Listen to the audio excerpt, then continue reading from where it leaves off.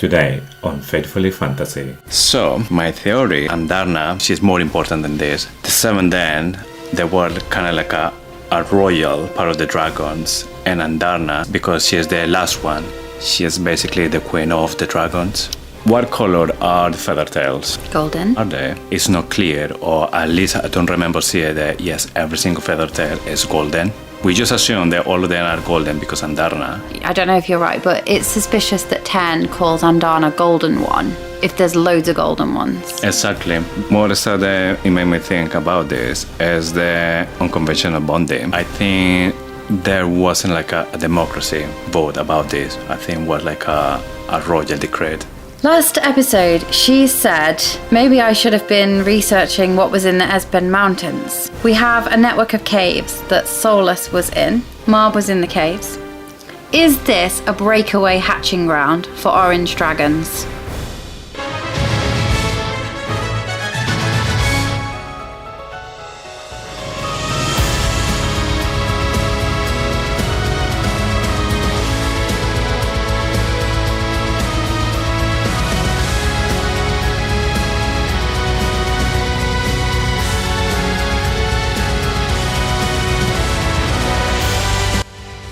Hello and welcome to Faithfully Fantasy, The husband and wife podcast talking all things Iron Flame.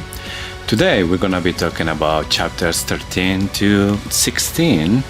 And to be honest, this is an episode that I was dying to do because when I was reading chapter 13, I came with this theory. I was just so desperate to talk about it. I'm acting shocked, but you have all week. You've been saying, I've got a theory and I'm not telling you it until we record the podcast. So last week we left Violet in Montserrat, but today we're heading back to Basgaiath. Varish is a grade A arsehole. They go camping with the infantry. Sloane is god's awful on the mat, and Jacinia goes all in as scribe traitor. Yes. Let's go straight into chapter 13. But before you share your theory, even though I'm dying to hear it, I'm going to just quickly run through the epigraph. Okay. Though the chain of command may be consulted, the final say in any academic punishment or repercussions lies with the Commandant's office. Article 5, Section 7, the Dragon Riders Codex. And don't we know it? I don't think there's anything really significant here apart from showing who's in charge on the rider side, though we know who's in charge on the dragon side. Yeah. It just shows who's in charge on the rider side, and that is Varish. Yes. I think it again shows, we've talked about this before, but it shows the challenge when a lower ranking officer has a more powerful dragon and how difficult that is for the chain of command on the rider's side. I suppose this is why the powerful dragons like Coda ultimately end up having a powerful rider like Melgren. But it's the bully riders who have weaker dragons that you have to watch out for, like Varish. Yeah, exactly. That's all I took from the epigraph. Okay, so should we start now, chapter 13? Yeah. Do you have anything at the beginning? Yeah, first few sentences, I think. So Violet asks Ten whether he knows how to raise the wards. He says, despite what you may assume, this is my Ten voice, it's awful, I am not 600 years old. She just figured she'd ask him in case he was holding back any dragon secrets or any secret dragon knowledge. He says, I'm always holding back secret dragon knowledge. Yes. But wards are not among it. So what's the secret dragon knowledge? I think that might be included in my theory as well. Go for it then. Tell me. Okay, so I come with this theory is because Violet has been punished by Varish because he is really basically desperate to see Andarna. He is constantly asking, where is she? I want to see her. Where is your little golden dragon? And Violet, she is protecting Andarna about everything. We know that. But the thing that starts with everything is like, what is the interest in Varish about Andarna? Maybe he knows that Andarna is from the 7th den of dragons. Already convinced of that. I think we spoke about that last week. Yes. You read it as a reader, that's like, yeah, I saw you this because maybe Andarna is from the 7th den. So Varys is maybe has suspicious. Within Varys, maybe at some point he was Venice, so they had this collecting knowledge, and maybe they're looking for a dragon of the seventh then. But I was thinking, as a writer, what about if there's something more about Andarna? What else could it be? So what do you want me to do? Tell you what is the hell of the theory and then tell you how I came to this? Or Yeah, just what's go your to theory? And then give me the receipts. My theory is the Andarna is way beyond seven then. So she's more important than this. I think the seven then, they were kind of like a royal part of the dragons. And Andarna, because she is the last one, she is basically the queen of the dragons. The queen of dragons, like Amari is the queen of the gods. Yes. And this is when I started looking for more stuff about, is this possible? I started looking for little things, and every time I come with something, like, yes, he was supporting this idea. Yeah. So, how can I come to this conclusion? From the beginning, why there's no seven then dragons? Because it seems that all of them had been annihilated. We thought that the den belonged in the barons. Yes. Didn't we? So there was like from this General Daramore, like a special interest in the barons. I was thinking as well, but how is possible that this guy can kill a whole den of dragons? Because these are the only ones that are not Drained there. the land. Yes, but I was thinking, okay, we're talking about he annihilated the whole species of these dragons. Mm-hmm. It's maybe because there are not that many of the seven and then. So maybe they were so special, so powerful. They started channeling or taking all the power from these dragons. And maybe because there are not that many, that's why they go extinct. For me, it was like, okay, it's difficult. None of them will just like sprint away or running away. Why? Because there are not that many. So I'm like, okay, so that could be one thing. Then Also, like, just to support that, magic likes everything in balance, doesn't it? Yes. So if you're a really powerful dragon, perhaps there's fewer of them. yes, but they are really powerful. Yeah, that's what I mean. what I think. Yeah, exactly. So that's one thing. So I'm going like step by step. Okay. So the other thing, Andarna, she spent inside an egg for centuries. What can other dragons can do that? Just to say, I don't know. We don't know much. We don't have that much. It's part of this secret dragon knowledge that Tan knows about, I'm sure. yes, but it's something that it seems that it's not very common. There's no other example that dragonite can stay there centuries. So we don't know exactly how long it could be, but No idea. it's like really weird. Is it weird though? Well, yes, I guess. It is. I don't know. Yes. So just trust me in this one. It is. All right, Kaori. Gonna Yes. start calling you Professor Kaori. And Andarna The dragon subjects. watcher. Okay, so that's one thing. This egg, it lasts for a very long time. However, she knew everything was around her because there was like one of the reasons that She she heard had things, because didn't about she? violence as well. There's other stuff that I will come back later on. Not today, maybe, but that's another theory cooking right now. The other thing, what color are the feather tails? Golden. Are they? We know this about Andarna because she is the only reference, but there's actually reference every single feather tail is golden. I don't know if there is, but she's instantly recognizable to everyone as a feather tail. Yes, we know that she's a feather tail, but the thing there is not clear, or at least I don't remember seeing that, yes, every single feather tail is golden. We just assume that all of them are golden because Andarna. And because in Iron Flame, there's a part when they said the Imperial knows when a dragon is going to be what kind of den. Like, they knew what color it will be Andarna before or something like this. No, only the Or- eldest of the den knows Yeah. when a dragon of that den is born. And so they know what colour it's It going to will be. be, But you're right. I don't know if you're right, but it's suspicious that Ten calls Andarna Golden One if there's loads of golden ones. Exactly. That was my other point. How Terns call Violet. He called it Silver One. Why? Because she's probably the only one there's with half silver hair. Apart from Suri, we know Suri. Yeah, but exists. it's not half silver. She has just like a streak, string, yeah, exactly. But Violet is unique. So why he calls Golden One to Andarna if all the feather tails are golden? Yeah, I like it. I do like it. I just don't know. I don't know, but I like it.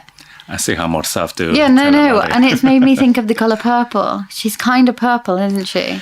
And The thing purple is- is a very royal colour. It's like the colour that's... Yeah, because in Iron Flame we start to see that she is like changing color. That's why I was thinking as well, maybe the seventh then is like the origin, all the dragons. So from all the dragons from different colors came from this one.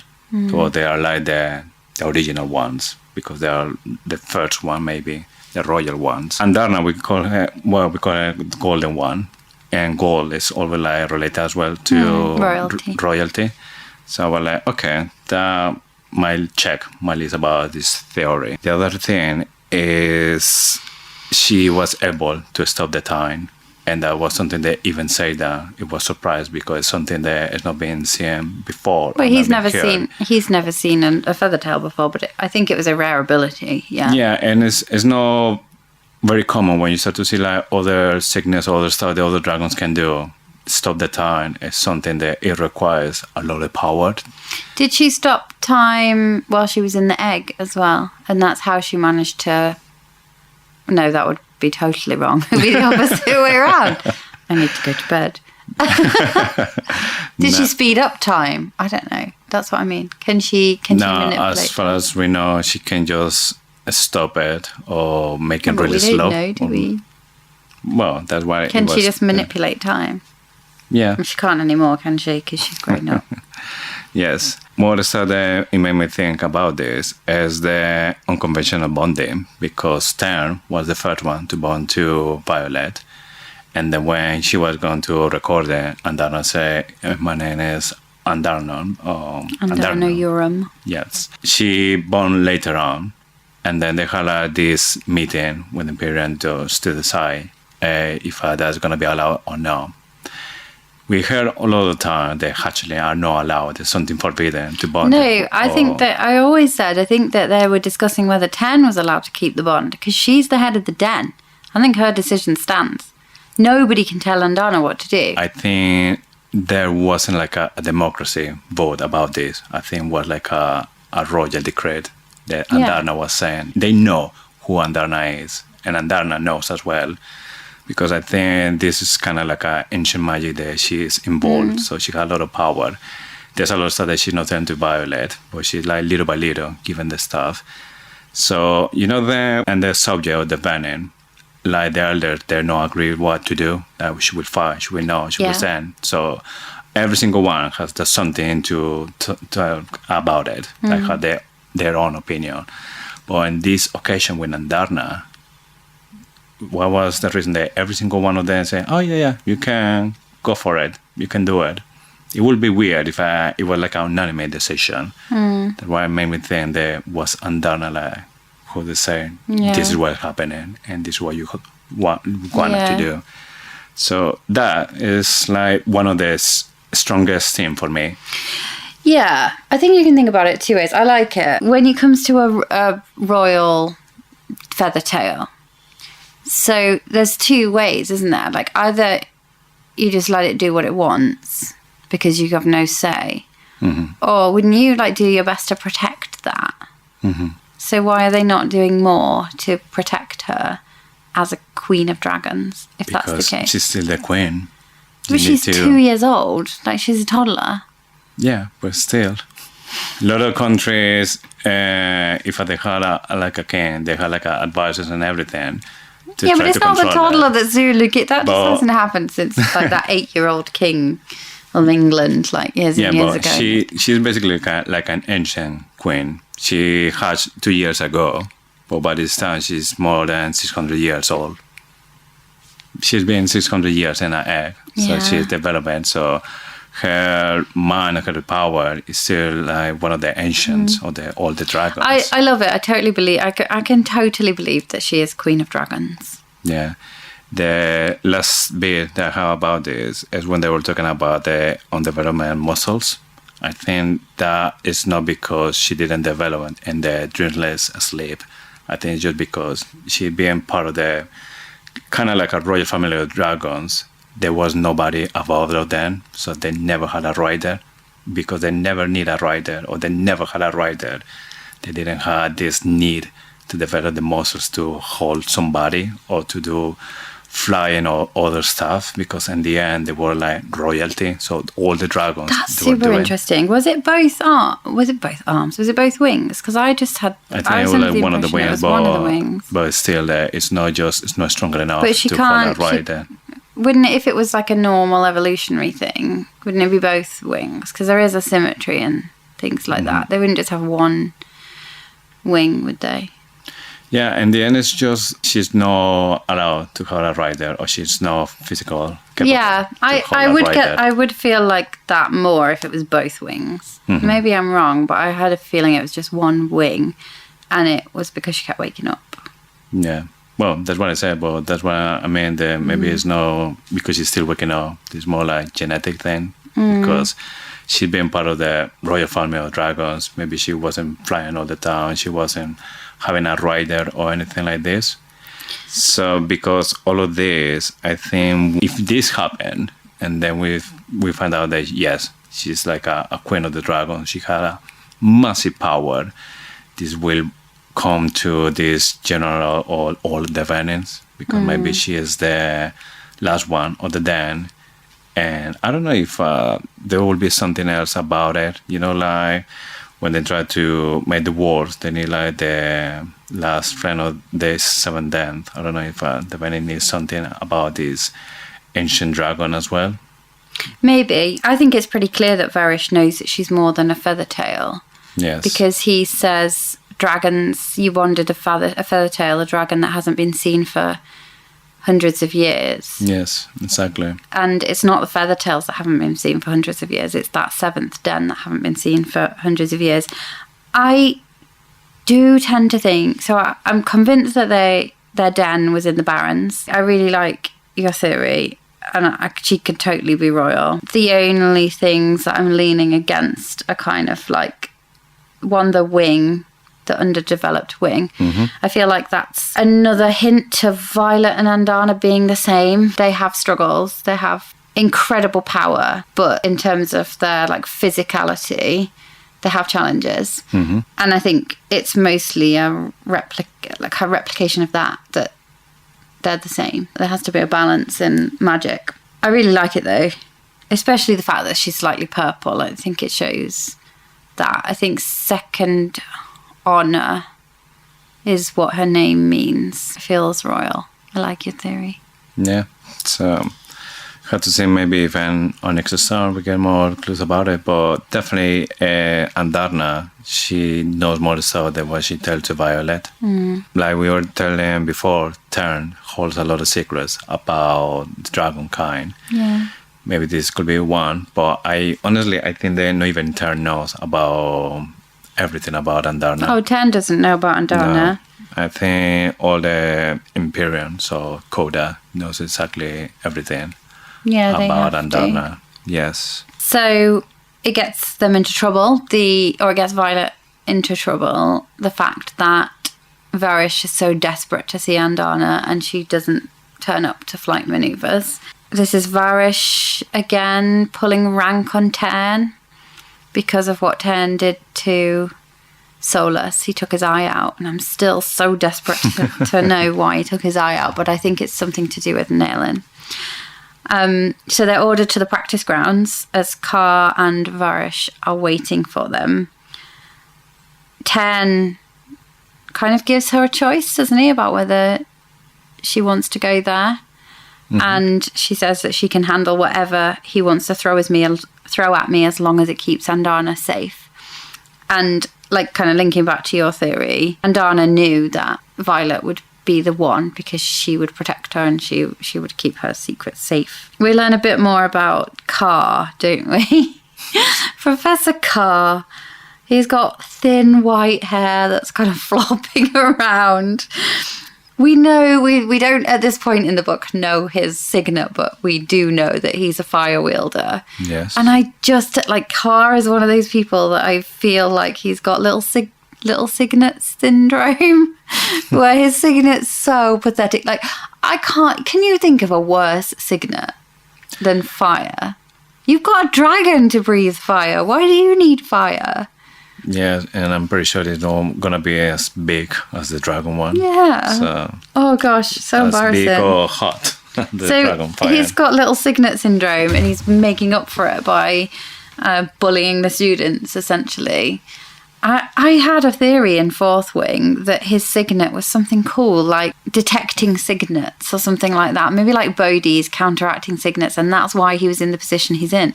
He's just a fire wielder. I'm sorry, no offense to fire wielders. I can't say it.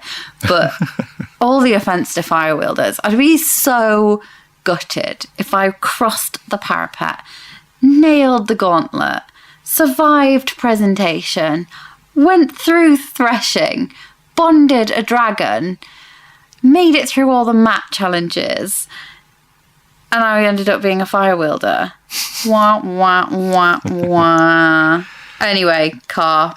And he has a dragon called Brugan, which I think means brag in Scottish Gaelic, which is really funny because brag about he's got what? nothing to brag about because he's got little signet syndrome. Obviously, why we find out a little bit more about the Empyrean and the rules of the Empyrean. So while Tern's bound by the Empyrean, Violet has to follow commands. There's obviously some deal, and again it comes back again to the fact that you have a situation where Varish is a very high-ranking commander of the army, the military, and Violet is a very low-ranking officer. Well, she's not even not. She's a cadet. Yes. And the power balance between the dragons just way off. Like Solus, he has like little rider syndrome, where he's got this tiny, not powerful. Although he is powerful, you know what I mean. Yeah, it's probably part of a deal to counteract the fact that maybe if you've got a lower ranking rider bonded to a stronger dragon or a more powerful dragon. Yeah, it's kind of like a little bit of balance, you know. There's some weird thing about Varish here where he says, Tern calls him barbaric, and then Varish says, I only want to observe her and don't want to do anything barbaric.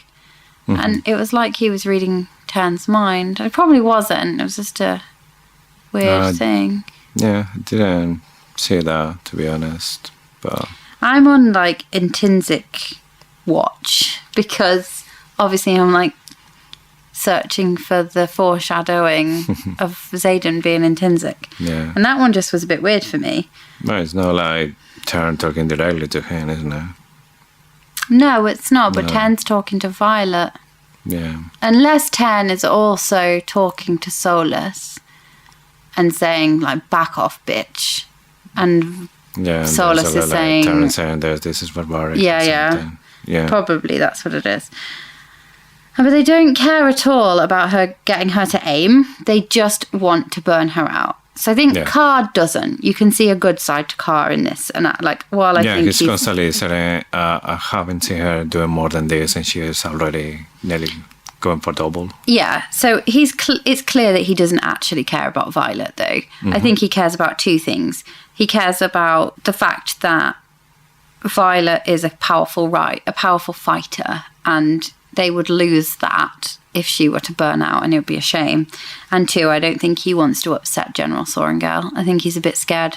It's kind of like upsetting your boss, isn't it? Yeah, but Carl is conscious as well that if something happened to Violet, Tern will die, Sidon will die, Sagael will die. So he knows that it's not just Violet. It's a chain reaction. Exactly. The other thing that it caught my attention was that Varish, he was saying she can just take it just fine, like he knows. And even Violet is like he knows that I've Like been he doing was more. there at Resson. Yeah, and I was like, okay, maybe he was there, or just again this venom, like sharing knowledge about everything. If he was there, where was he? Because we know that 2 venin died. I don't think he was, and then the other one vanished, but that was There were that was a maven. three die and 1 escape. Yeah, but the one that escaped was basically the general, the maven. Yeah. I think, she didn't write it down on the page, but everything is pointing to Varish being a venin. Mm-hmm. I didn't think he was a venin at this point. I thought in my last read that he might turn venin when after 10 humiliates him. And I know I've said this before, so I won't go into it too much. But this part could be, if he is venin already, this could be part of that hive mind again. The venin that were there saw what she could do, and now every venin knows what she can do. And that's why the general of the venin maven wants her bringing to him alive. She has 26 strikes an hour. And at one point, I think 10 roars at some point or something, doesn't he? And Carr drops his notebook. And it made me think of Kaori for his notebook. Yeah, but Carr has good reason for that, because imagine Tarn, one of the biggest ones, and obviously as well one of the most fierce ones, first roaring to you. So she burns out, and Carr is like, we're done, we're definitely done. He tells her to get back to the courtyard, or to fly her straight back to the courtyard. He doesn't, he flies her to the river, where he's already asked for help. So Glean, which means clean, which is like cleaning memories, arrives. Bodhi and his green dragon, Cord? Can't remember. Cord, I think. Yeah. Yes. And they're by the tree where she hid when the marked ones were having their first meeting in Fourth Wing, which is kind of a nice throwback. I don't think there's any significance. I don't know if there's any significance in the fact that they're there. I don't know if maybe it's just to put the reader back to like a place that we know already. But you know, something like that, it was calling my attention when Violet was striking this lightning, and the last one, when her arm goes like stuck and then she couldn't let it go. I always thought that she was always like pointing out where she wanted to send the lightning, and she just hold it and then the lightning strike. But apparently she just kind of like whipping the arm. So did she?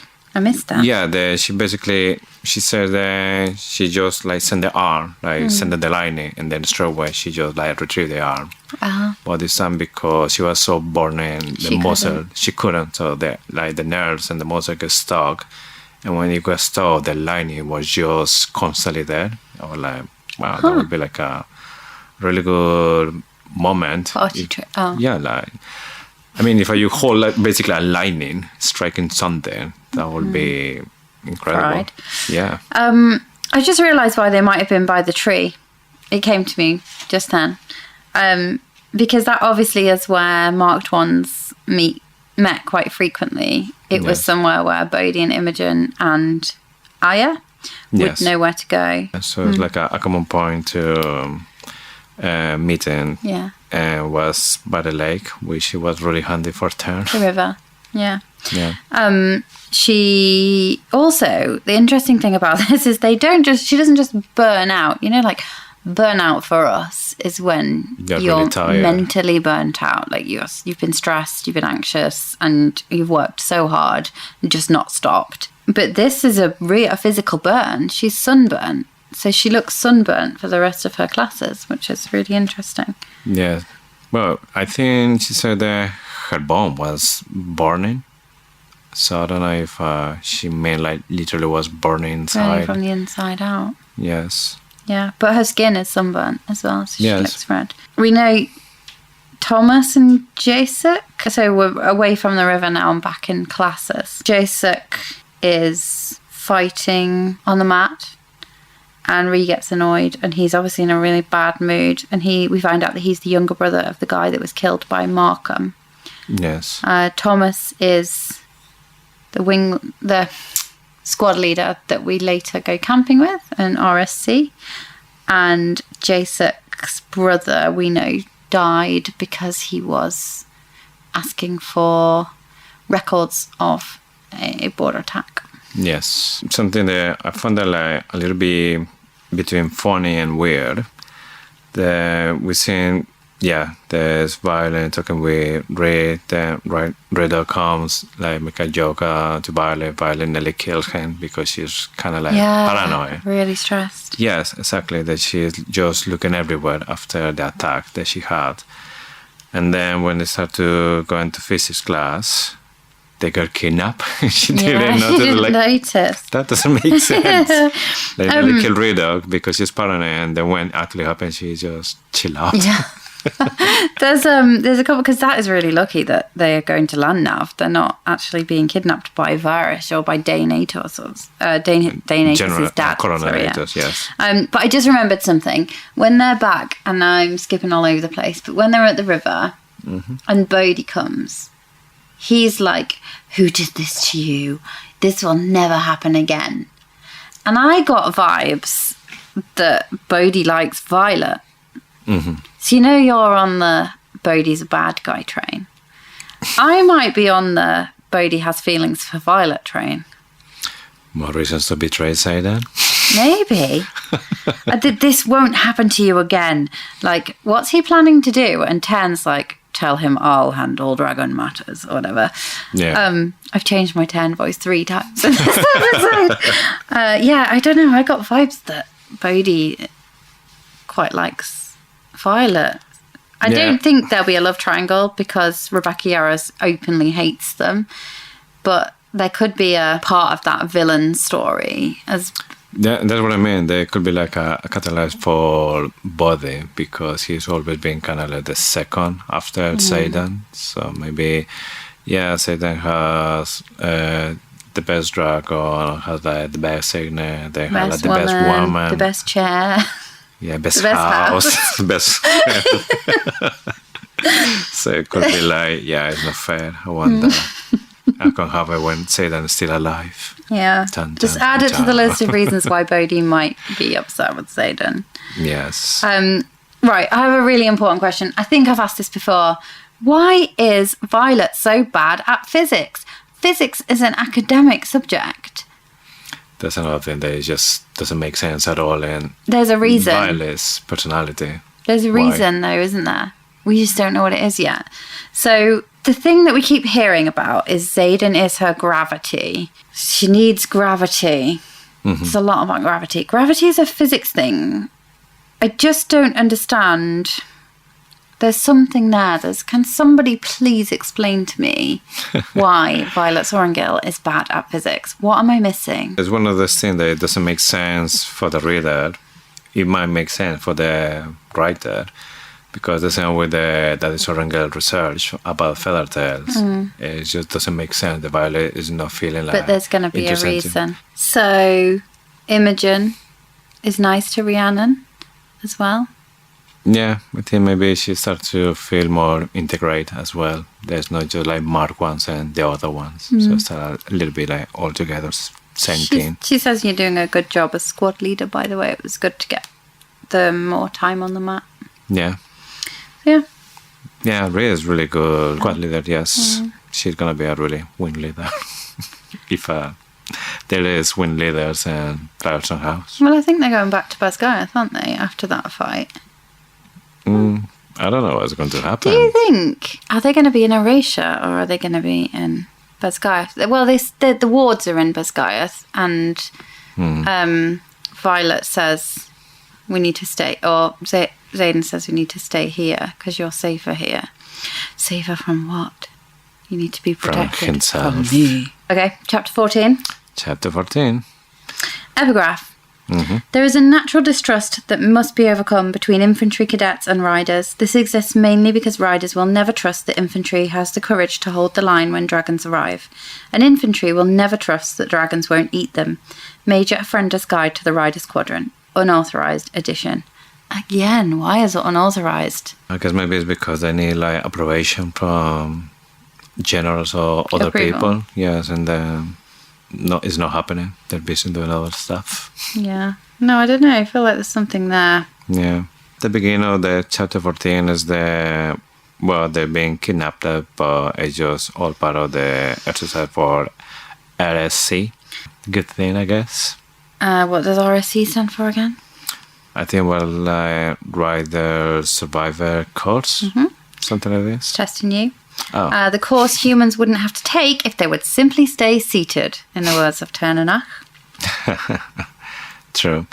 But this is another thing, because they drink something, and then with this little thing, they just completely like unplug from the dragons. So they have no connection with the dragon, which means have no signal or anything, no power. So they're just regular people. Now, even Violet said that she feels now so fragile. Or Yeah, weak. Would you drink it? Would you have drunk that? why? I have like the power of my dragon, so I can do like, I feel like magic tricks, for example. I have my dragon as well. Why I will drink that? No, I mean, would you have drunk it if you didn't? Would you have drunk the water? Not sure.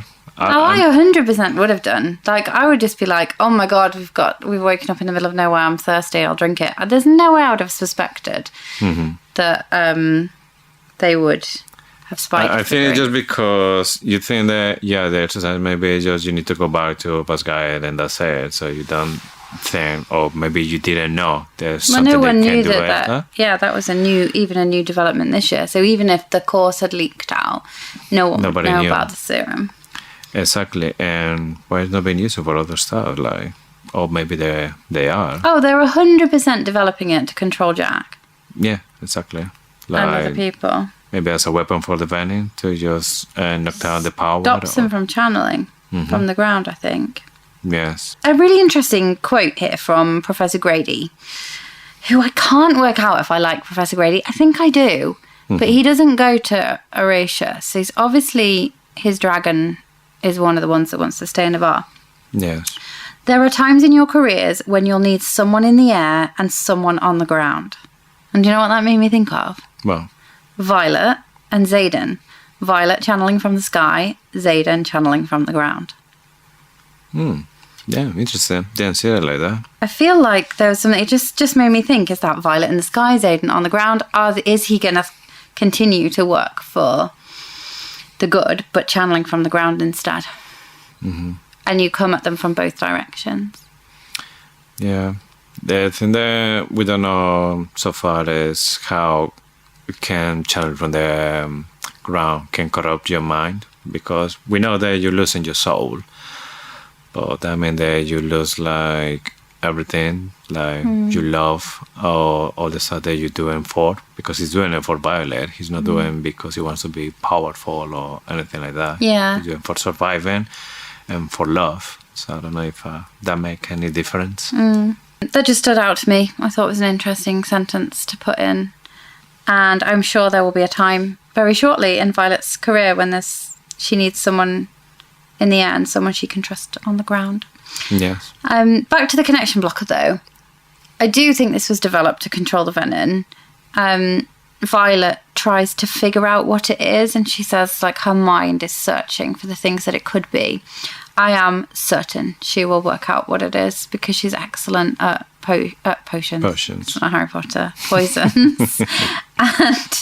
And she appreciates the... What does he say? She The said, full art of potion making. well, she described it as crisp and cold with something pungent, earthly and bitter floral. Yeah. And I don't know, obviously it's stuff from the ground, like flowers. Yeah. But yeah, I don't know if maybe it's a kind of flower that grows close to where all the dragons are born, but they're like, I don't know, egg, dragon shell or something, and mix it with the magic. Yeah. I think this whole land nav course is amazing.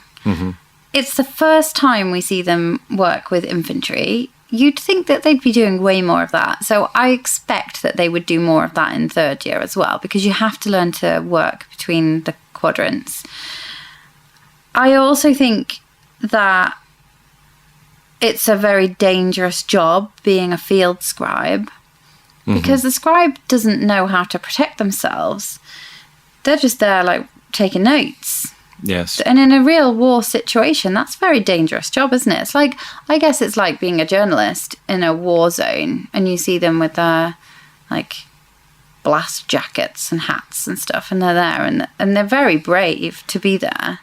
Yeah, but the thing is that with the knife, maybe they had a course to survive, or if there would be scribes, they will go to, like, in the battlefield to record everything, or there will be people that will be using the archives. So I don't know if maybe they're like section, like, what would you like to do? I would like to be in the field. Yeah, that's what it sounds like. Yes. So she's the only one in her year that that's not training for the adept path, which is like the serious librarian path.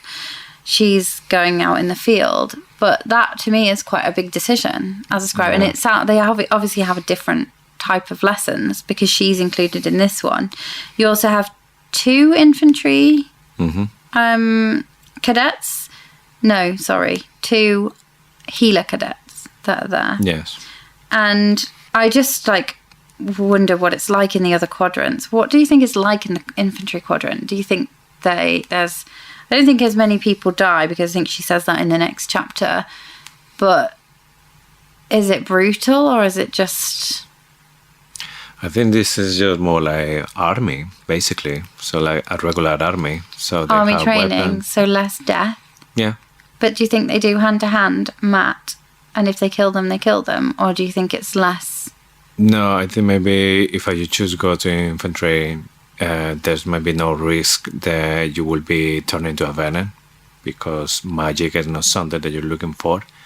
That's what I think too. I think that the only reason they allow is that the Basgard, the Riders Quadrant is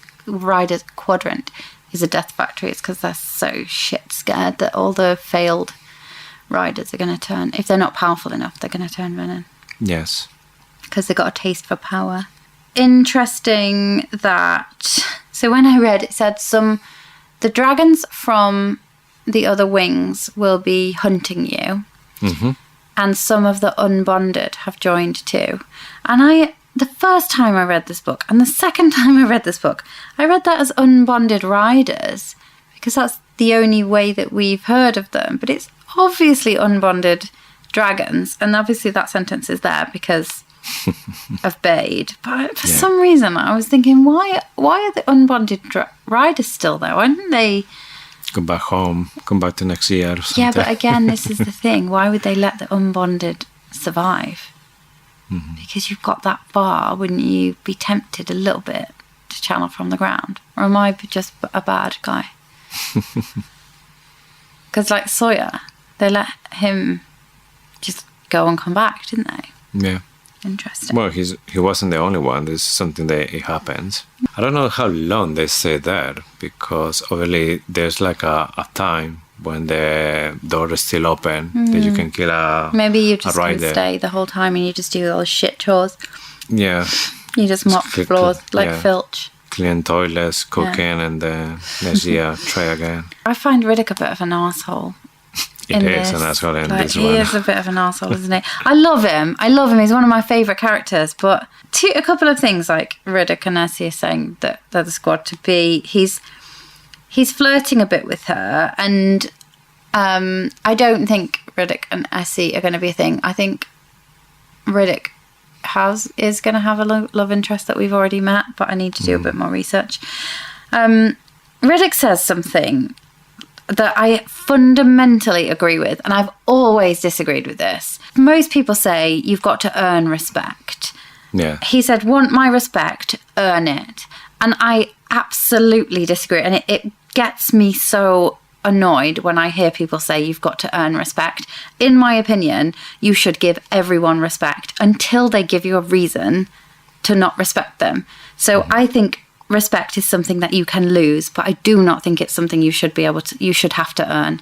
Like, I can't trust. Yes, you don't trust somebody as soon as you meet them, do you? Trust is something that you either feel immediately or you earn it. But respect, for me, and I just hate this. It just gets me so annoyed. And you can tell I'm getting annoyed by it. But I love Riddick, and this just made him slip down a little bit in my estimations, because you shouldn't have to earn respect. You should be respected. That is part of being a human. You should respect other humans until they give you a reason to not respect them anymore. And I just really annoys me. And a lot of people go by that rule. I hear it all the time. You have to earn respect. But you absolutely shouldn't. You should be given respect. Yeah, that's just good part of manners in the end. So it shouldn't be something that you're expecting that somebody has to earn it. Yeah. But yeah, and this SN reader is kind of like a divo, because he called this, I think it's Calvin, the one who called Donbass when he was discussing with Ray. And then Calvin was like, show some respect for the rank. And Ray was like, You want my respect? Earn it. No, he said like, you say your rank means exactly jack and shit to me. Yeah. Like, wow. I think he's feeling threatened because I think they're probably feeling threatened because he's, oh God, I'm going to get so much hate from this. But Riddick is a bit average, isn't he? Like, he's an ice wielder, and yes, that's better than fire wielding, but it's not particularly, there's lots of people that are ice wielders, I think.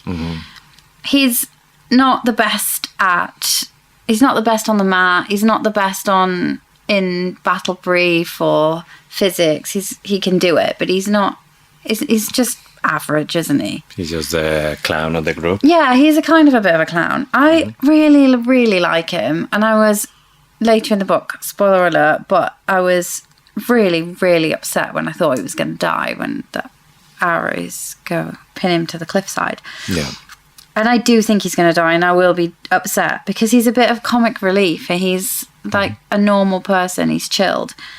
But he feels threatened, I think, because he's really good at land nav, but he's not as good as the infantry. So he's better than Sawyer, he's better than Violet, he's better than Ree. That's the one thing he's good at, or the one thing he's better than his squad mates at. And then all of a sudden they get grouped with land nav, with infantry who've been doing land nav for the past 2 years. And that, I think he feels a bit defensive because he's been good at it, and now he's not. No, the only thing that he is the best in the group, and then he's not. Yeah, so I kind of get it, but that respect thing, like, I'm sorry, Riddick, you're gonna have to earn my respect back. No, I still respect him because I just respect people, but yeah. I might not like people, but you kind of have to respect them. Bade is on the hunt. Jack Barlow's orange dragon. So I think that when they were talking about unbounded dragons, he was like one of the ones they mentioned, because at this point we're still thinking that Jack Barlow is dead. Yeah. Yeah. Yeah, she said that on purpose, unbonded, because otherwise people would be like, why is Bade there? Yeah. But he's not actually unbonded, he's still bonded. But there's some hints, there's the dank breath and hazy golden eyes. Do we think hazy eyes are a clue to him being not in control? Could be. Something we should look out for. If we ever meet Mob. Yeah, another dragon that we think that has venom links. Yeah, maybe. Soulless. Yeah. Maybe. We might have missed that. He might already have been described. We'll have to keep an eye out. We do learn a bit more about oranges here. So oranges are the most unpredictable dragons. We know that. The northern Esbons are believed to have been the hatching grounds of the orange dragons before unification. So true to their unpredictable nature, they are often found in new valleys in their range. So, my theory here, which has just come to me, last Iron Flame episode. Oh, I've got so much to say. And it's come to me and I haven't written this down, so it's all a little bit, maybe a bit wacky. Last episode, she said, maybe I should have been researching what was in the Esben Mountains. We have a network of caves that Solus was in. Yes. Mob was in the caves. Is this a breakaway hatching ground for orange dragons? Because they're unpredictable. Maybe they don't all have their eggs in the Vale. Maybe because of their unpredictable... It says, the northern Esbons are believed to have been the hatching grounds of the orange dragons before unification. Though true to their unpredictable nature, they often found new valleys in their range. Perhaps the Cygni flyers were looking for something. He was found in a cave. The Venin are potentially looking for orange dragon eggs. Yes. So maybe, yes, because they need the eggshells to make something. Yeah, make the alloy. Yeah. Maybe. And is this why there's a bit of a link between orange dragons and Venin? Yeah. I've got another thing. If you have not read the bonus POV chapter from Xaden, switch off for the next 30 seconds. There is a theory, somebody has commented on one of our reels, that Imogen potentially played a role in bringing down the wards at Montserrat. Because she was missing and she was on her way back and she could have had time. There's possibly something here that indicates she's got an orange dragon that links to some unpredictability from Imogen. Right, you're not going to know, but you can switch back on now. Yeah, I think there's orange dragon eggs in the northern Esben Mountains, and that's what that flyer was looking for. That's what the Venin are looking for. And that's why there's some weird link between the orange dragons and the caves around the Esben Mountains. Yeah, I mean, it could possibly happen.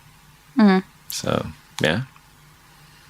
Okay, and the last thing I want to say about Bade is he has a poison barbed tail, which is the same type of tail that a wyvern has. Yes. So that was a matter of need, and I wonder if Bade always knew that he would need to join the wyverns. Yeah. Maybe. For me, there's just one thing to mention, and this one, because when they're just trying to find the exit, Bade find it, and then Violet is the one who said, like, okay, don't look at him, just keep like looking down. They will remember everything the Kaori told her about how to treat an orange dragon when they're in front. So Violet, she was kind of like getting nervous, but then at the same time she will remember hey, wait a minute, I'm bonded to one of the deadliest dragons in the continent. Who we find out later was not actually that far away. Yes, but she was like telling to Bade, at least mentally, or she was thinking, yeah, it's right, you might hate me, but I belong to Tarn. And then Bade, once she said that mentally, he was just like looking to other way. So he just not paying attention to Violet anymore. So it's kind of like, did he hear what she was saying to him? Or was maybe Tarn because he was close? And then it was telling, watch out, and I'm watching you. I have to look this up because this comes back to the fact that potentially she has some deeper connection to the dragons and a deeper connection to Andarna, potentially like this blood sharing that we're obsessed with now. I had a theory about it too. Go on then. So, this is my other theory about this, and it's kind of very similar to this. But this is how far my theory goes. So Mami Sorangel, she was attacked for something. At the time, they didn't know what it was. They thought it maybe was like a monster or something. They didn't know what it was, venom, but it was killing her. That Sorangel, he was studying about feather tails, dragon magic, and all that kind of stuff. And the first 6. He was researching the first 6 because Mummy Sorangel tells him that. Tells Violet that. So he knew about, there was like a really powerful ancient magic and this kind of stuff. There was like a special interest in feather tails as well. But this is like the twist of my theory. When he found kind of like the cure, like just a temporary cure for Mummy Sorangel, he didn't find that in the blood of the dragon tail. He found that in an egg. So he found an egg because he was doing this research about feather tails. He couldn't find the feather tail, but he found an egg that he was just in the bell. He was studying this egg, so he knew where the egg was. The scales of dragons and eggshell, they are really hard to break, but they're not unbreakable. If you have something really sharp or you have the right equipment, you can break it, you can perforate. But it didn't. So my theory is that he using this dragon egg to make like a little hole to extract a little bit of the stuff that was Like inside. fluid. Yes. So he made... But they're metal. How did he get to like drill through it or something? Yeah, could be like a manual drill. You just something this, you just twisting your hands a little bit, and it's And then a there's a drill. little hole so she could hear all the things that were being Maybe. said about this ride. Yeah, I've read it before. I've heard it before. The egg thing. Yes, egg theory. but there's the thing that it make it not directly from the blood. It make it from the fluids or the dragon egg. That The dragon egg egg white. is but that dragon egg is Andarna's. Yeah. And that's why it had this connection with Violet. I always assumed it was like Andarna's blood or something from the egg. Yeah. Yeah, so it's irregular from Andarna. And this helps. So Violet has this connection with Andarna from the beginning since she was born. That's why she is born with silver hair. So it's where the Andarna was the gold one and Violet the silver. Because So it's like I first think- and second. I think the silver hair is more to do with the fact that Lilith was draining her. So I feel like that was more to do with the problem rather than the cure. So because we talk about like when a venom draining the colour, a venom draining the land, I feel like if she'd carried on, she'd had a full head of silver hair. If she'd have carried on, then Violet wouldn't have made it. Yeah, but when they're talking about venom draining like the colors and everything, it should be white, not silver. It's brown. It's normally brown, not silver. But I feel like it's more to do with the fact. But we'll see, won't we? Yeah. The thing is that for me, the Andarna has always that connection with Violet. Then when Fenn Riderson was captured and when started to say that yes, there's venom, there's wyvern, that Sorangel was dead. So he started to like connect all the dots that that monster was a venom, so everything is real. Then when he started to trying to find a solution for Mummy Sorangel because she's still affected, he started to make questions, he started to do like a lot of stuff. They got killed by Marhan. And then when he got killed, Andarna, she was feeling everything. The Violet was feeling, she know everything the Violet know. And then it's when Andarna knew that it's time to come out because Violet's going to be in danger. No. Because I think it happened 2 years. That Sorangel died 2 years before Andarna. I thought Daddy Sorangel died 6 months ago. No, since she went to the parapet. Or a year ago. It was a year. It was a No, year. I think it was and 2 then years. No. I was pretty sure it was 2 years. I need to have a look to You that can check. because I think you're for wrong. me, like the timeline much that he dies, and the moment that he dies, Andarna hatch. No, Andarna hatched before. She knows his Andarna knows Violet's dad for sure. For sure. Yeah. Okay. Right, can we read this bit? Because I've got it now. I fight my racing heart. Last year, I might have accepted death, but this year, I'm bonded to one of the deadliest dragons on the continent. Right, italics. So she's speaking mind to mind here with Bade. Yes. That's right. You might hate me, but I belong to Tan. She's speaking mind to mind with him. So what gives her, one, the balls to do that? She's got dragon blood. 2, the ability to do that. She's got dragon blood. Mm-hmm. There's something you can't. I don't think you can just talk mind to mind with a dragon. I don't know if because you're a rider and you know how to talk to your dragon, you can use exactly the same technique. No, because if you talk think to another about dragon. how she talks to Xaden, she has to aim it at the. Yeah, like a mentally. Yeah, you have a connection mental to that. connection. Yes. I'm totally obsessed with this theory now that she's got some dragon connection. We know that that then means that the Bade backs off. Yes, but then there's other people that don't make it, and between those people is Thomas. Well, she does. Bade draws back, then darts forward with an open jaw, snapping her teeth shut directly in front of my nose and pelting my face with saliva. So she's not willing to risk the wrath of Tern, but she still wants to scare her. Oh, yeah. Yeah, because it's clear that Dan is not scared of Violet, he's scared of Tern. Okay, so chapter 15? Chapter 15. Chapter 15, they're still lost, but they're having a better relationship. Can we do the epigraph? Whoa, whoa, whoa. Okay. Slow down. Mrs. Epigraph, come on. This is Brennan, the Book of Brennan, page 96. Mm-hmm. There's a course second year that I can't tell you about, other than to say it's hell. My advice, don't piss off anyone else's dragon. Mm-hmm. Whose dragon did Brennan piss off? Nolan? Dragons, maybe? One potential option.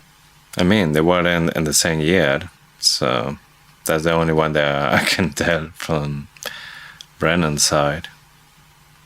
I don't know if they were in the same year. Should be, because you don't get like such a, well, I guess Sid and Violet, they have really good relationship. They are different. Yeah, and years. Dane and that, whatever her name was, that knobhead, Amber Mavis. Amber Mavis. Yeah, I don't think there's any evidence that they were in the same year, but just wonder whose dragon he pissed off. Yeah. I wonder if it's Tern, because Tern doesn't particularly like him. Yeah, maybe that was just the beginning. Yeah. Over 1,000 cadets in the infantry quadrant. We learn a bit more about the infantry quadrant. They don't die as often as riders, but the coming war will devour them. Mm-hmm. They're basically fodder, frontline fodder. And like that, I don't have a lot to say about this chapter, although land nav seems awful. Like, I love the idea of the course. I think it's really important. I think it's actually a very useful course for them to do. More useful than physics. I'm just thinking, like, physics. When you learn to ride a horse, you don't do the maths, do you? You don't sit and think, like, power of speed equals distance over time. Yeah. Like, force equals mass times acceleration. You just, like, learn to ride a horse. Yeah, I think maybe it's just because Rebecca Jarrell's husband is a pilot, so he might do this kind of stuff when you're flying, because you're having a machine, but in this case you have a dragon. So the dragon is the one who decides what it's going to do. She did say though that she checked the physics stuff. She always checked with her husband. Yeah, but that's the thing.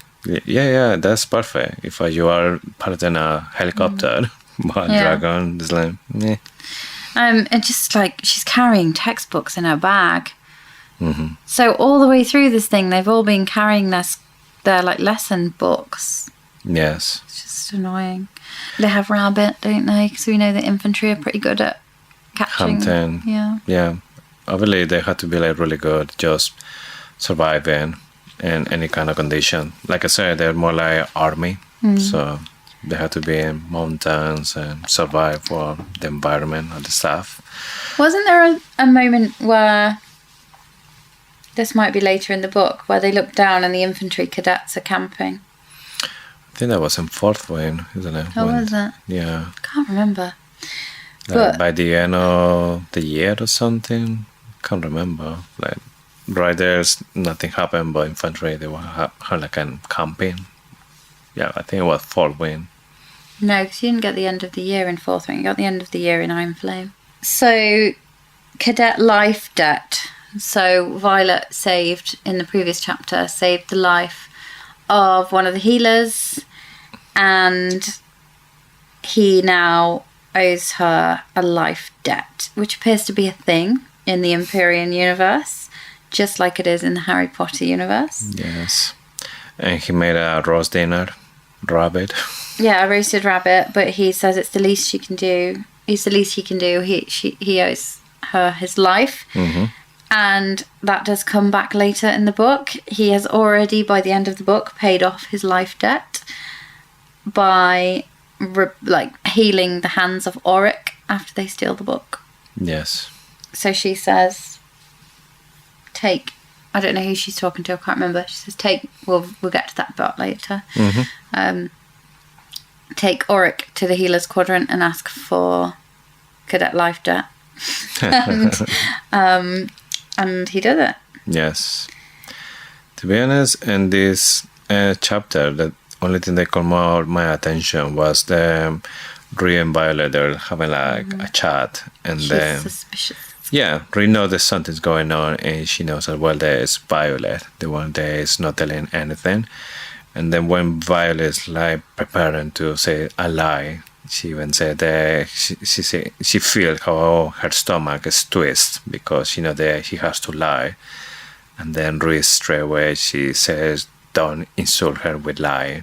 Like, don't insult me with lies because I know that it's not what is happening." But that was pretty much by the end of this exercise because then they were rescued. Yeah, they failed land nav. Had and Woods, they were there all along. The scribe knew it. Violet should be better at this.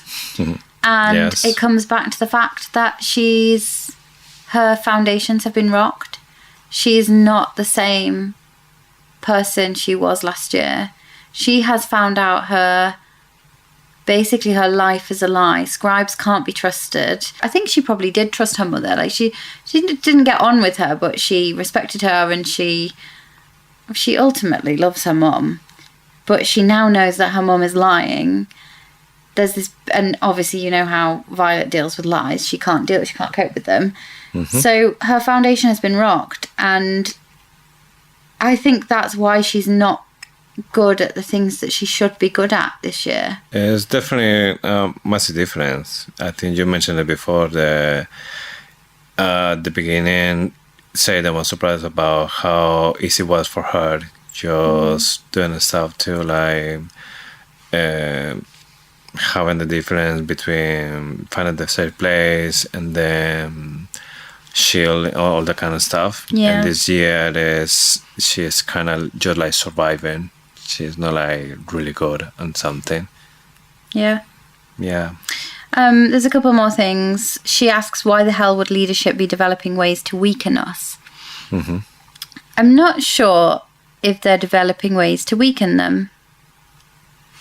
Are they actually doing the right thing? This is probably not, because it's leadership. But are they actually trying to do the right thing by preparing them potentially for venom poison? Because we know that venom poison takes away your bond, because Violet experienced that at the end of Fourth Wing at Ressen. And I wonder if it's maybe leadership's way of trying to attempt to prepare them for what's out there. For me, there's just two possible scenarios here. Either, yes, they're doing kind of like a preparation to the future soldiers about what will happen if they lose all connection and they're turning just into regular people, not riders anymore. The other possible solution is maybe they're just a test. So they start to come in with this new thing. They don't know exactly how it works. They need people with magic. Yeah, but why test it on the most powerful squad? Isn't that a risk? Well, they need somebody powerful, because Venom are way more powerful. So yeah, but wouldn't you ramp it up? Wouldn't you test it on the weakest squads first? No, because then if what if it works in the died? weakest, but then you give it to the strongest, it doesn't work in the strongest because... Yeah, but what if they died? Wouldn't you prefer to lose a weaker rider than if you look I don't at think they will Car? die. They just... They might. It won't work, I think. So I think that was like the only race it works or it doesn't. Because affecting is just like the magic, not just the body. Maybe. You never know, though, with medical trials. Yeah, so it was just that question, why the hell would leadership be developing ways to weaken us? Yeah. I don't think they are. I think they're developing ways to weaken Venom. but conveniently it works on riders, and they can use that to try and prepare them. Yeah. I'm giving the leadership the benefit of the doubt here. Also, it's working as well for future riders. They're gonna be a problem for leadership. Satan Ryerson, just going a drink and let's go to discuss what's going on here. But once you've had it once, nothing's going to get past Violet a second time. We find out that Ten did get to see Sigale, but only after Bade left. He went to see Sigale. Why on earth didn't Ten just intervene? He was flying around there. Was he not allowed? I think he wasn't part of the exercise, so he need to just the keep Empyrean would have punished him if he'd. But I think if there was any chance that Bade was that close to Violet, he'd have snapped Bade's neck off. He doesn't care. Yes, I think he was constantly checking Bade, but he was just keeping the distance to not interfere in this exercise. But Bade, it was completely sure that if one move, bad move, and that's it. Yeah, and then the chapter ends with Violet having an ominous feeling that she won't see Xaden in a week, and she's absolutely right. Yeah. Yes. The other interesting thing about this is that Violet couldn't feel anything about Tern. But Tern was aware about everything that she was feeling or hearing. It was just like one couldn't communication. Yes. Chapter 16. Chapter 16. Epigraph. We get a letter, another recovered correspondence from Lieutenant Xaden Ryerson. My dad hoped I would go into the infantry like he did. He thought riders were pompous pricks, and in defence, we really are. I was so shocked when I read this epigraph. I was convinced that Xaden's dad must be a rider. I know I spoiled this for you. You already knew it before you read this. But can you imagine how surprised you were when I told you that he was infantry? Before that, I was, nearly convinced that he was a rider. So the reason Xaden's dad was infantry, which we find out later, was because he was noble. And the king is concerned that too much power in the hands of someone who's already got a seat is too scary a thing for a king, because they might overthrow you. Yeah, too risky. Who is Xaden's granddad? I did think originally that Xaden's granddad, who was in the Riders Quadrant, who was bonded to Sigale previously, I just assumed it must have been his mum's dad, because his dad's dad couldn't have been a rider. He must have been infantry because he was a noble line. But thinking about the fact that the rider on record was a great uncle, not a granddad, I think we have an Oryx situation where Xaden's dad's dad had a brother. His dad's dad pretended to be the younger brother, enrolled in the Riders Quadrant before it was too late. And that's when he had his dad, who was then raised by his uncle, who became the nobleman. But he was never actually his dad. So it makes total sense if you draw it out.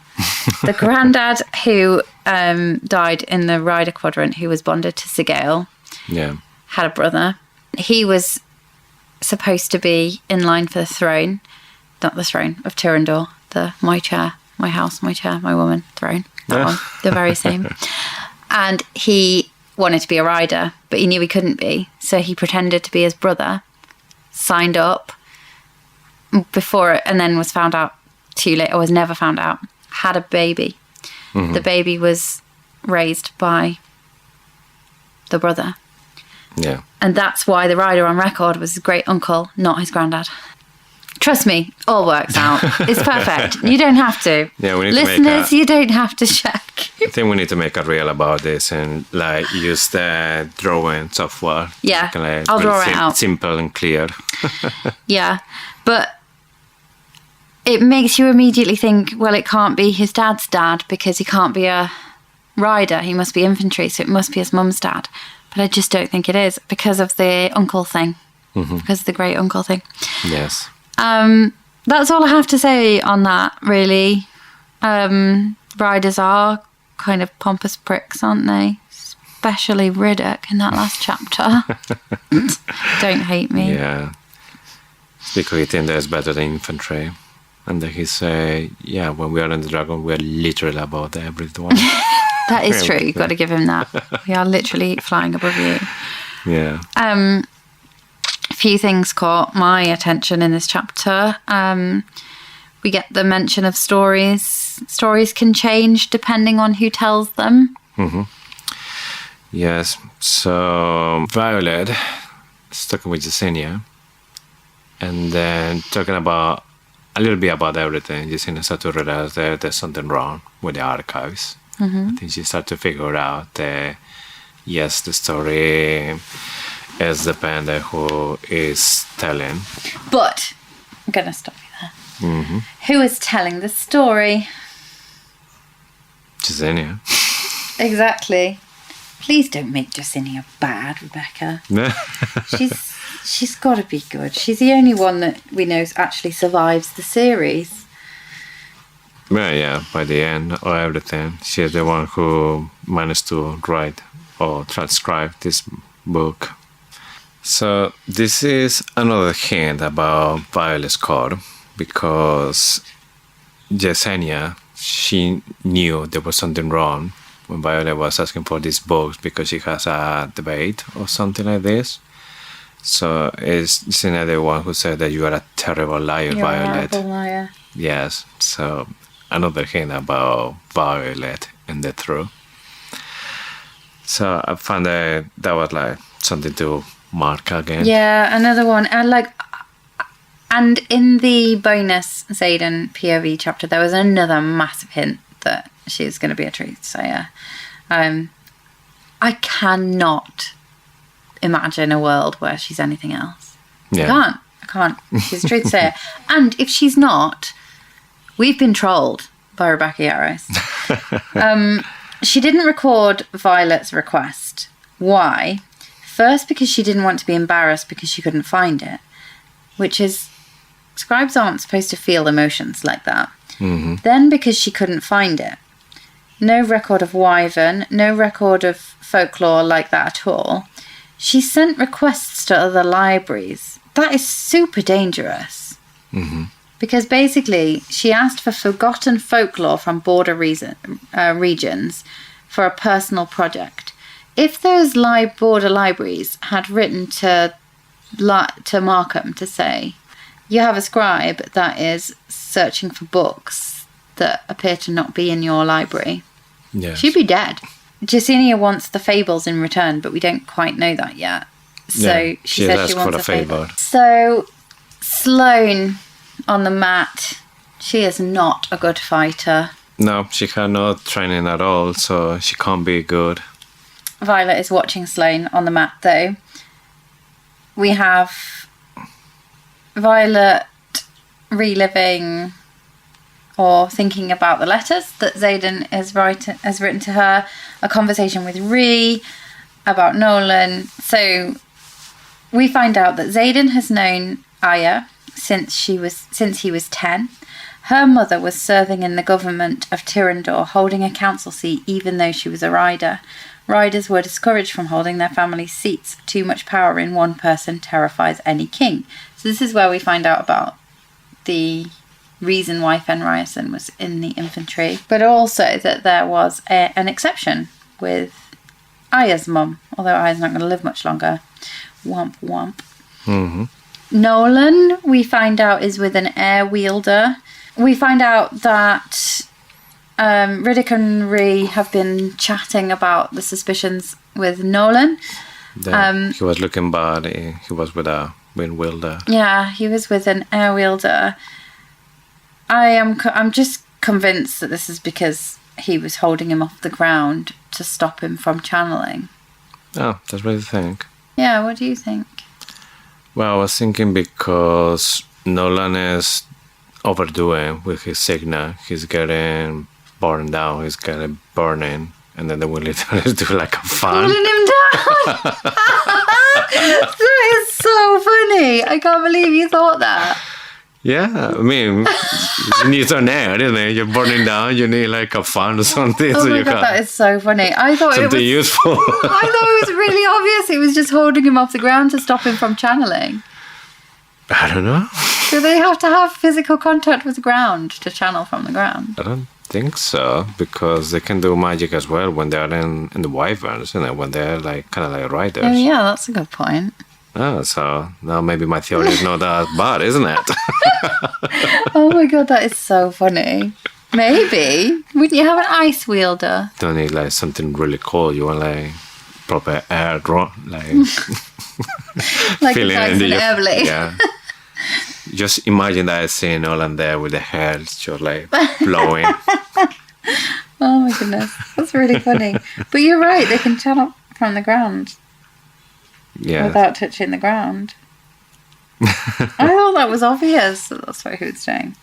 Asking to the people what they think, like just to keep away from So the ground, many or questions a for personal Rebecca fan. Yarros. Next time I get a chance, I'm going to be like, what was that air wielder doing? Was he being a ventilator? Yeah, personal fan. Riddick thinks he's torturing people and mending them, which I think is...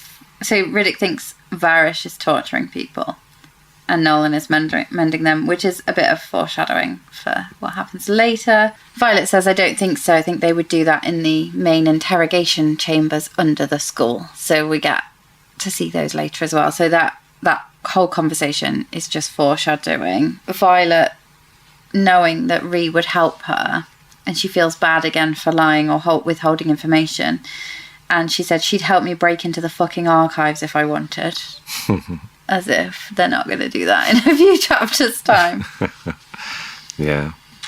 The other thing that happens here is that Violet helps Liam's sister on the challenge using her old tricks.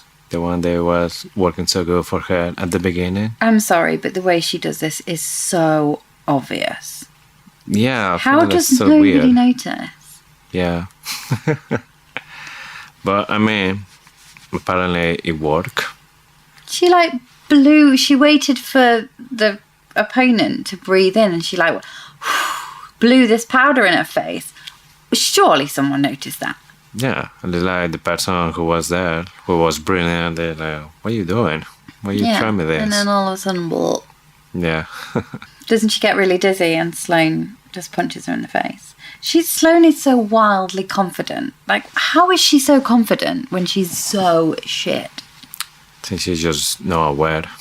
Like, no self-awareness. And she No. said, if it's Malik's will that I join my brother, then so be it. Yeah. Foreshadowing, maybe. I think she's going to die like Nolan. No. I think she's going to die like Nailin. Siphoning back the power that the venom stole and put it into the ground and overheating because it's too much. Yeah. I think she might die to save Xaden. Did she have reason to die for Zayden? Because for her, Zayden was the one who orders to Liam to protect Violet. You can see evidence later in the book that Sloane will do the right thing. Mm-hmm. Even though it's hard. She gets upset when she when she siphons Lilith. We don't know if she's killed her, but I do think she has, but anyway. Yeah. She does the right thing, and I think she'll do the right thing. Yeah. I think she will have a reason. She's a Maori in the end, so... Yeah, oh, Liam, he was amazing. I don't need to be part of your development era. When Violet's talking to her, she's like, get over yourself. You will train. You will show up, and every day you show up, you'll get a letter. I don't need to be part of your development era. Just sounds like it could be a Taylor Swift lyric. Do you think it is fair for Violet to withhold the letters from Liam? It's definitely not fair because those letters belong to To Sloane? Sloane. And just think that maybe it's one of those cases that just because she avoids this letter to get burned, then belongs to Violet. They absolutely belong to Sloane. How would Violet and Xaden have known that they were in his room if Liam hadn't asked them as part of his dying wish to Xaden to go and give them to get them to Sloane? Obviously, Xaden and Liam had this conversation that Violet wasn't aware of. That must have happened then. Otherwise, they'd have had no idea that they were in his room. Yeah. So he must have said, get those letters to Sloane. I don't think it's fair because Sloane could have died at any point and not had the rest of those letters. But I do agree with Violet that Liam would more than approve. Yeah, true.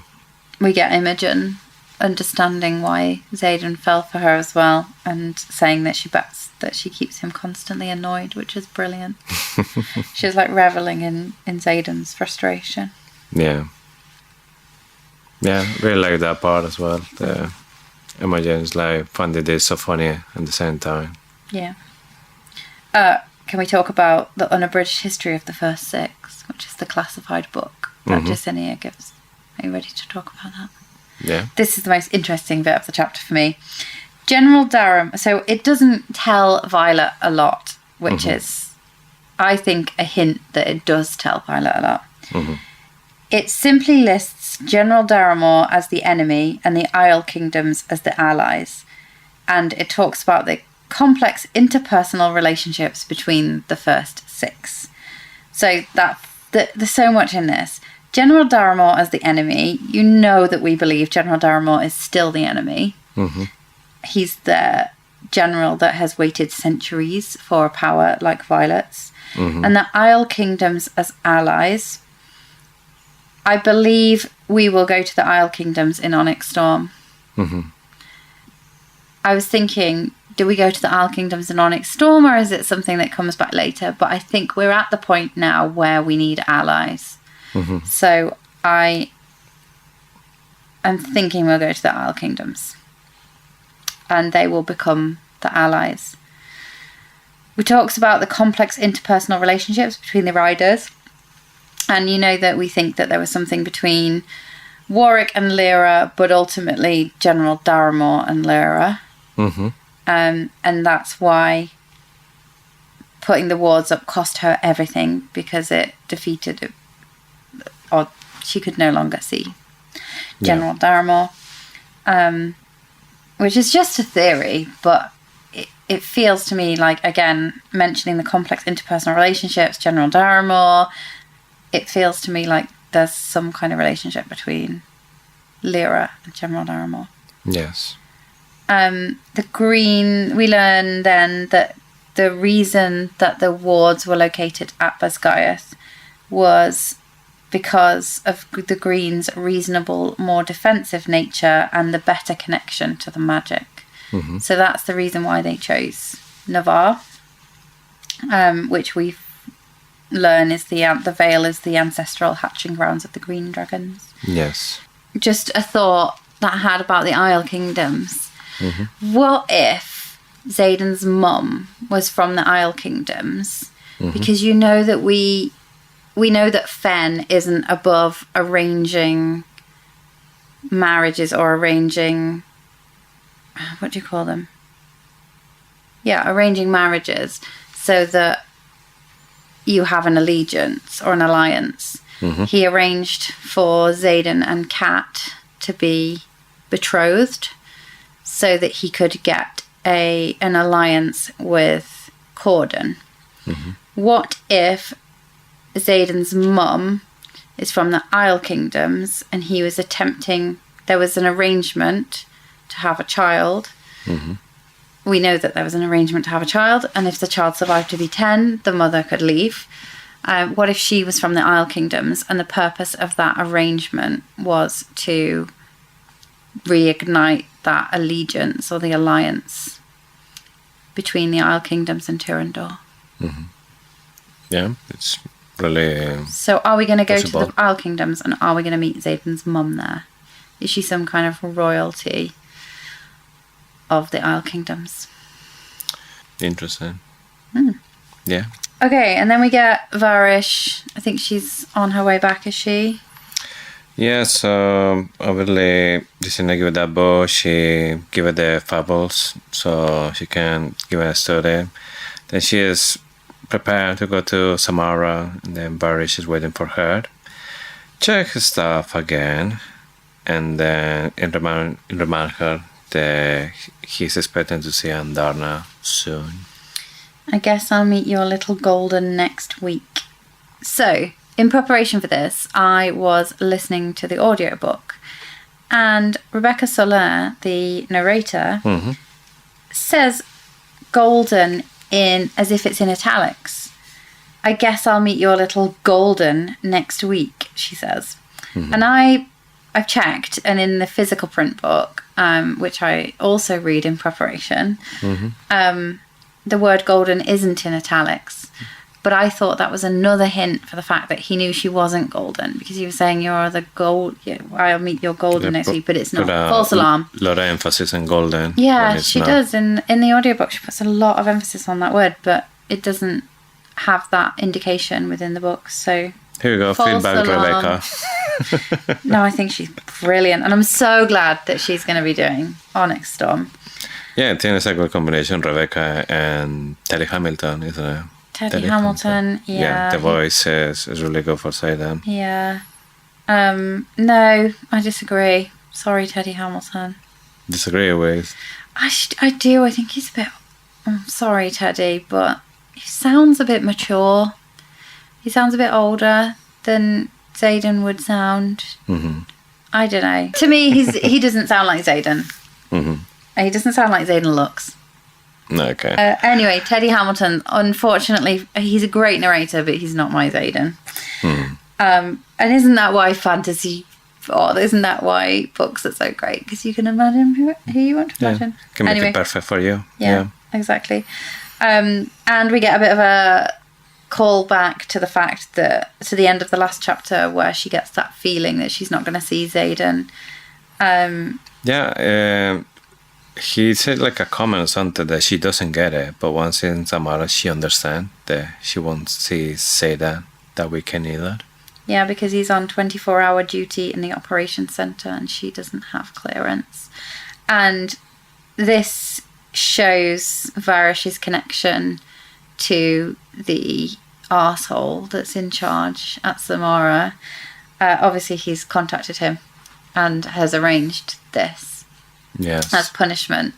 And I guess the operations centre must be a place where the riders are. So the dragon's off because Segale gets to see Turn. Yeah. So they're not flying. He's obviously just in the maybe the strategy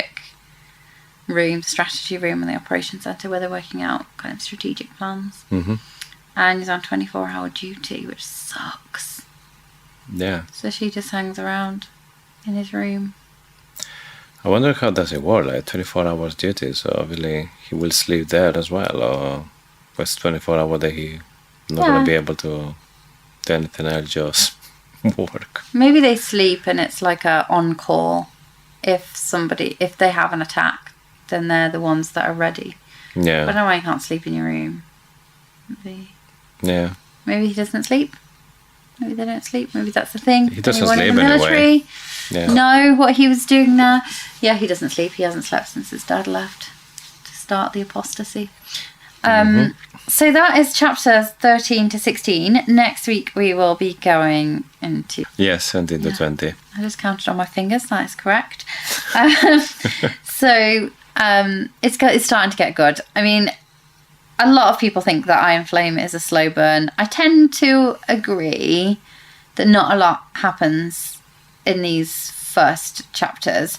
But when you pick it apart, there's so much foreshadowing, so many clues. And I am sure we've missed a million moments of foreshadowing for Onyx Storm. But the more I read again and again, the more excited I get. Yes, it's one of those good things that you read the one say, it's just text, random and stuff. But then when you read the whole thing, it's just, oh wow. Yeah, it's a great I should story. see that coming. Yeah. It's just not as fast-paced and adrenaline fueling as Fourth Wing until the second part, and it gets really good. Yeah, but even with Fourth Wing, I had a little bit of struggle at the beginning when you were like telling me, "Oh, you need to read it," and yeah, I started reading it, but I wasn't getting the story until Threshing. Yeah. I think my first moment when I started to like feel actually hooked by the book is just one page before Turn appears. But before that, it just felt like meh. Yeah. I mean, it's good, but no, like, I didn't get Oh like, no, I was what's hooked the right hype? from the beginning of Fourth Wing. I was like, I knew that I was going to love it. When it got to Threshing, that was when I didn't even want to leave the house. I just wanted to carry on reading. I couldn't even put it down, but I loved it before that. But yeah, I think there's quite a lot of. It's quite a common opinion that Iron Flame is a slower burn, but honestly, if you read all this detail, it's just, yeah, we're picking it apart line by line just to try and get some clues from Onyx Storm, and I am sure there are some. So, thank you for listening to Faithfully Fantasy. The husband and wife podcast talking all things Iron Flame. Join us again next week for our run through of chapters 17 to 20. But in the meantime, you can check out more stuff on our social media. So on our Instagram, our TikTok, we are at Faithfully Fantasy Pod. You can also check out our website, www.faithfullyfantasy.com, where there is a little bit more about us. You can access previous episodes just like you can on Spotify, YouTube, blah, blah, blah, blah, blah. You know where to find us because you've already found us. So we look forward to diving into the next set of chapters next week, and have a great week. See you next time.